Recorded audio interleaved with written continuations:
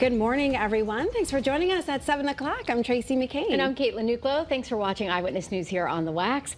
Let's get a check on that forecast. Meteorologist Scott Gagliardi is in with the details on your first alert weather. Hey, good morning, Scott. Good morning, ladies. Hey. Happy Thursday. Happy Thursday. Happy Thursday. You're cheery today. It's technically my Tuesday. Okay. So it really hasn't kicked in yet that I'm actually working for 4 more days. Oh, okay. It's okay. Just go with the flow. Just ride it out. It is, yeah. But a lot of kids back to school or going, I mean, they've been in school all week, I should say, right? A lot Kate's of them, daughter just started. My daughter just started this week. Even better, look at that. Yeah. Okay. And she's had beautiful weather for the last couple days. She did, and she'll get it through today. Oh, good. And through tomorrow. Outside for recess. Yes, yeah, absolutely. Changes come in, though, on the weekend. Okay. So, I mean, it's not terrible. The timing's not too bad.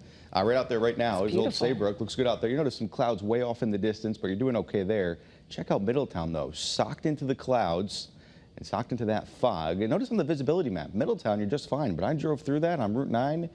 Take it slow. It is very poor. I'd say less than a quarter mile. Other areas seeing some issues as well. But these are just the reporting stations, so you could interact with some of that patchy fog at times. Temperatures 50 or better for everybody except Willimantic. Will climb today into those mid-70s, taking you town by town. 76 through Litchfield, 77 in Canton, 80 through Hartford and Windsor Locks.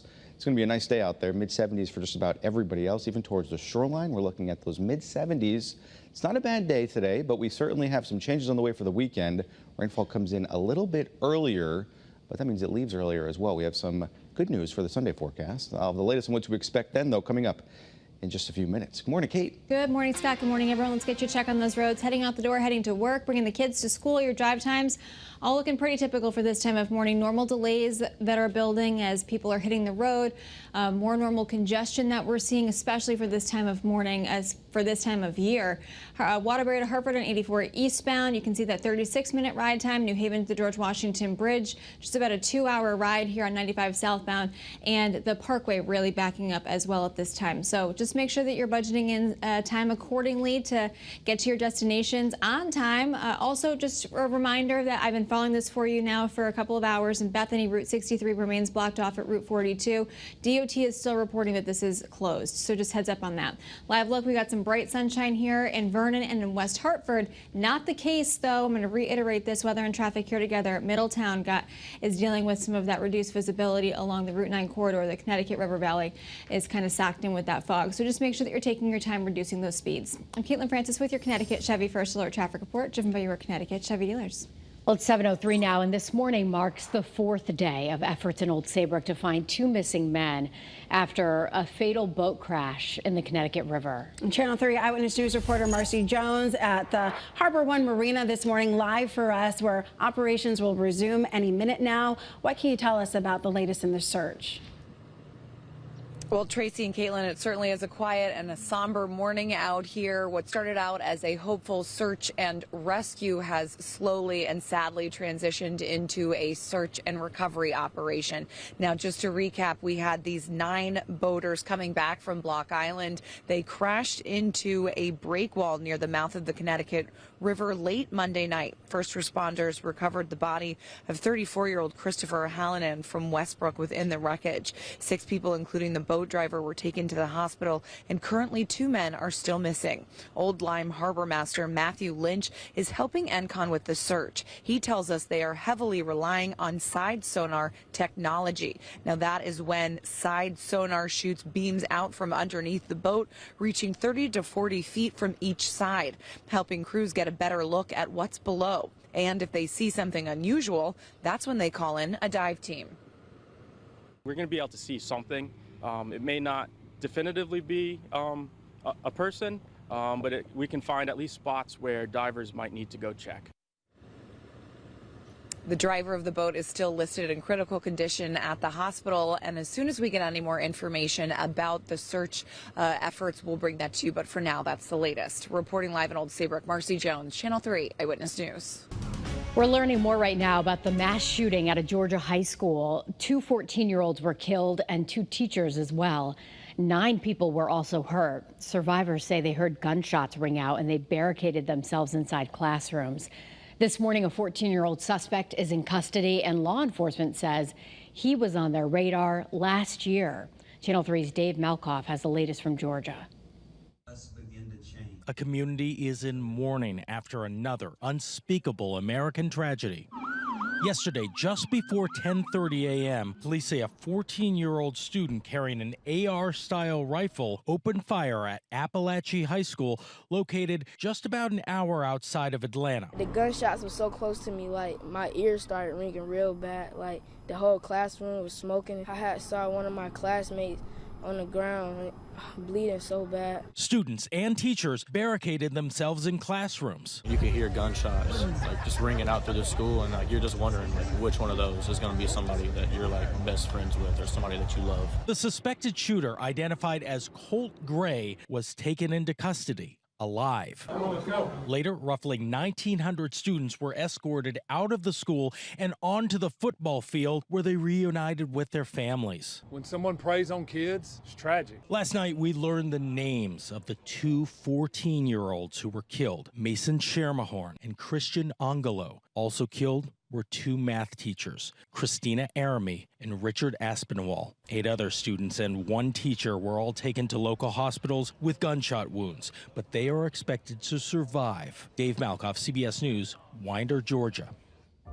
Well, this morning in Oxford, students and staff heading back to school after 2 weeks late here after historic flooding left catastrophic damage around that town. Channel 3 Eyewitness News reporter Olivia Schuler in Oxford with more on the district's back-to-school plans. Caitlin and Tracy, August 28th, that was the originally scheduled day for Oxford students and staff to head back to school, but that did not happen due to that historic flooding that we did see. Now today, they are heading back to school, but in order to make sure everything goes safely and smoothly, the town has added 9 community bus stops. You can see right now that we're standing at the Cornerstone Commissionary here, and you'll see that a school bus has already pulled up here, and some students are starting to get dropped off. This is one of the 9 stops across the town. Take a look at your screen right now. You can see some of those mapped out for you. Families are asked to choose which bus stop will make the most sense for them and congregate at that location. Pick up and drop off will be at the community stop for the next 2 weeks if everything goes according to plan. The district does understand even the 9 community stops may not be realistic for families. Families will have a remote learning option if they are not able to get their child to one of the community bus stop locations. Last Friday, Superintendent Robert Miller met with city engineers. They were able to determine that most of the roads are safe enough for staff and families to drive on. Now, it's been over a week since that originally scheduled first day of school, so every day that has passed, unfortunately, that will be tagged on to the month of July, the end of the school year. So the school year is going to feel a little bit longer for staff and students here in Oxford. In Oxford, Olivia Schuler, Channel 3 Eyewitness News. And we know so many of you want to help the victims here. So this weekend you can check out Community Rising. It's a day-long music festival this Saturday from 11 to 11 at Quarry Walk in Oxford. And all of the money raised will impact those who were impacted by the floods. There's live music from local bands as well.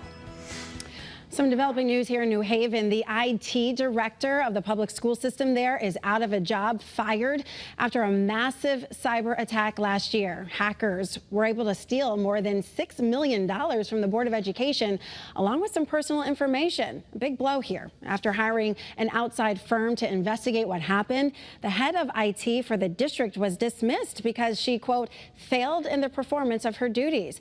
Police were able to recover about $5 million in stolen funds, but the hackers have not been found. Also in New Haven, police made an arrest in a deadly stabbing from over the summer. 36-year-old Thomas Norfleet is now charged with murder. He's accused of stabbing Shamar Gibson several times during a fight on Orchard Street back in July. Someone then drove the victim to the hospital where he was pronounced dead. A woman learned her fate for a hit and run in Meriden that left a person with life-changing injuries. Paige Casina was sentenced to 3 years in prison for the crash on B Street last year. She ran over a woman who had stepped off the sidewalk to talk to her friend. Police say a trail of car parts led them to Casina's vehicle parked off of Meadowbrook Drive. A horrific case of animal abuse to tell you about this morning. A dog left starved and abandoned at a local park. The post by the New Haven Animal Shelter is tough to look at. It shows this dog sitting tied up to a bench, ribs showing. Animal advocates say it's a disturbing trend. They're trying to stop it. Animal rights group Desmond's Army says this is just the latest. They've had more than 70 animal cruelty cases just this month. A scary school day played out for students at Norwich Tech after someone found 22 caliber bullets on campus. Police spent 3 hours yesterday sweeping the school and looking for a potential weapon. The school went into a soft lockdown during the investigation, but police didn't uncover anything or any weapons. The lockdown was lifted a few hours later. Troopers will not say where on campus the bullets were discovered or who first spotted them. Some tense moments in Hamden after a bomb threat closed 2 buildings on Quinnipiac's campus. As a result, no one was allowed into the student center or Tater Hall.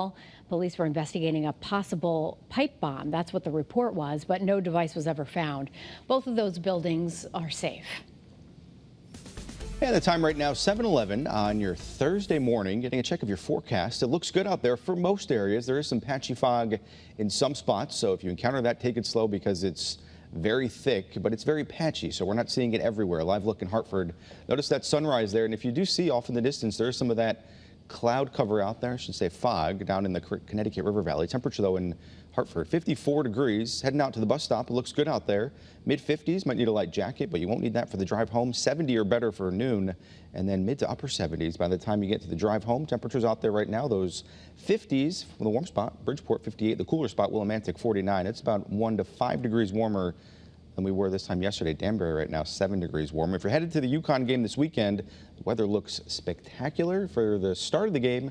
Some clouds come in later and then some rainfall after that. We'll time everything out, though, coming up in just a few minutes.